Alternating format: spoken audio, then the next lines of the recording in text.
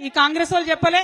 మీరు అర్జెంట్ గా ఓన్రి ఊరుకుండ్రి బ్యాంకుల దగ్గర లైన్లు కట్టుండ్రి మీ దగ్గర 1,00,000 రుణమాఫీ అయిపోతే 2 లక్షలు తెచ్చుకోండి ఇంటింట్లో ఎంతమందికి వస్తే అంతమందికి 2 లక్షలు తెచ్చుకోండి మేము ఎక్కుతానే సోనియమ్మ పుట్టినరోజు నాడు మొత్తం రుణమాఫీ చేస్తామని చెప్పారు అంటే పాపం చాలా మంది ఒక్కొక్క ఇంట్లో 2, 3 పోయి డబ్బులు తెచ్చుకున్నారు కానీ ఆ 2 లక్షల రుణమాఫీ అనేది జరగనే లేదు ముఖ్యమంత్రి గారు మొన్న చెప్తా ఉన్నారు అందరికి 2 లక్షల రుణమాఫీ చేసినాం మేము ఆనాడే ఛాలెంజ్ చేసినాం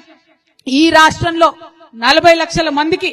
40 లక్షల మంది రైతులకు రుణమాఫీ చేస్తాం 40,000 కోట్లు అని కాంగ్రెస్ పార్టీ హామీ ఇచ్చింది ఇవాళ రుణమాఫీ చేసింది కేవలం 25 లక్షల మంది రైతులకు మాత్రమే అంటే ఇంకా 15 లక్షల మంది రైతులకు రుణమాఫీ జరగలేదు ఇవి గణాంకాలు చెప్తున్నాయి లెక్కలు చెప్తున్నాయి మీరు బుకాయించినా కూడా